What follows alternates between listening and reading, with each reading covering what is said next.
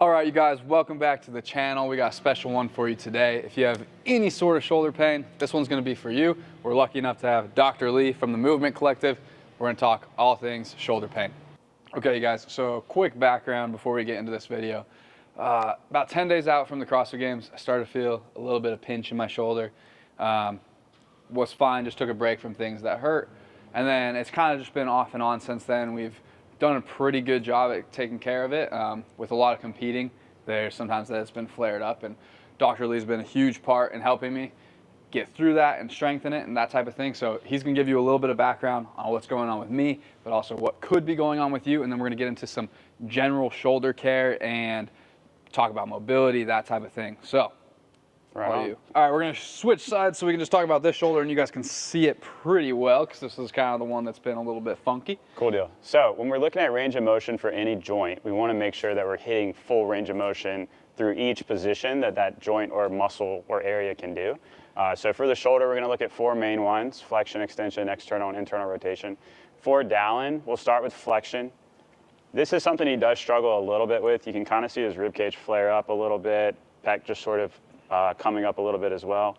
Then we'll have him test external rotation. Also doing kind of the same thing. You can kind of see the pec pulling back through here.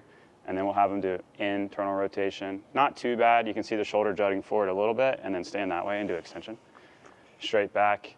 This is one he struggles with a little bit too.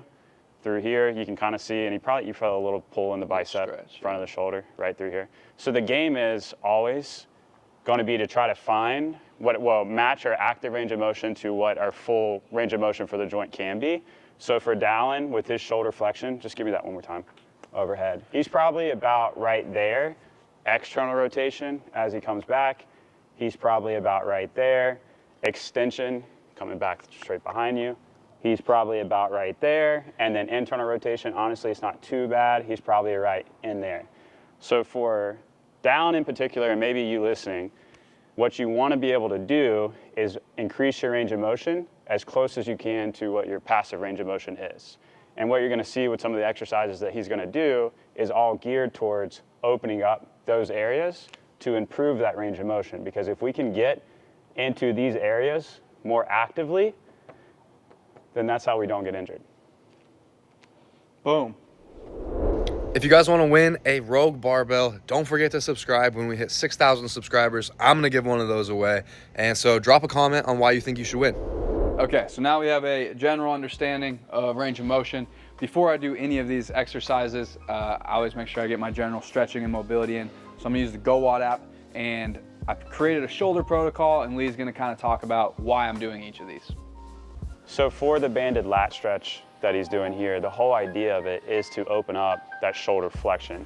So as he's doing it, he's definitely getting a nice pull and stretch through his lat. You can see how he kind of actively moves through it. This is really to open up that overhead position, so if you're struggling with overhead mobility too, this is a great place to start. So this one's really good for opening up his shoulder extension, which is when he brings his arm straight back. So when he's doing this one, he's definitely feeling a little bit of a pull in the front of his shoulder, maybe a little bit of his bicep, and as well as that internal rotation that we talked about as well.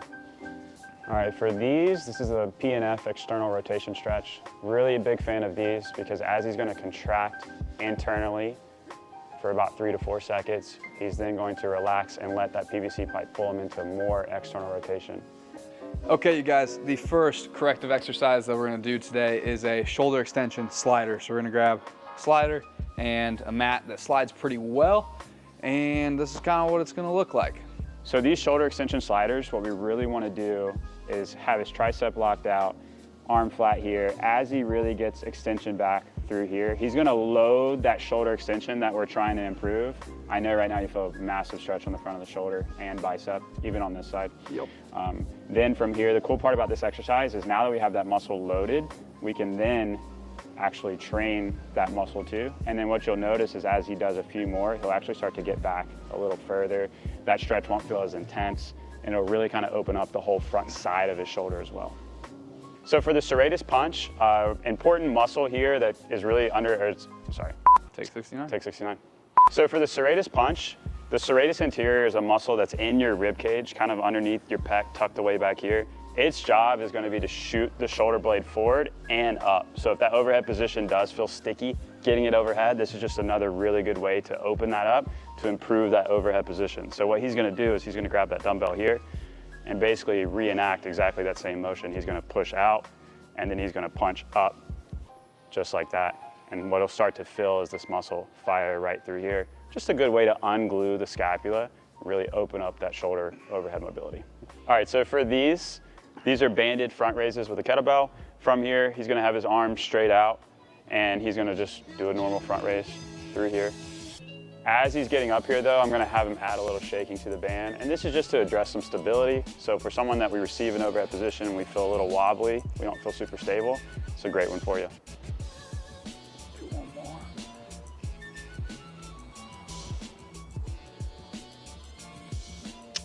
So for this one, it's a banded handcuff stretch. What you're gonna do is attach just a 2.5 or a 5-pound plate to a band, just like this. You're gonna go face down.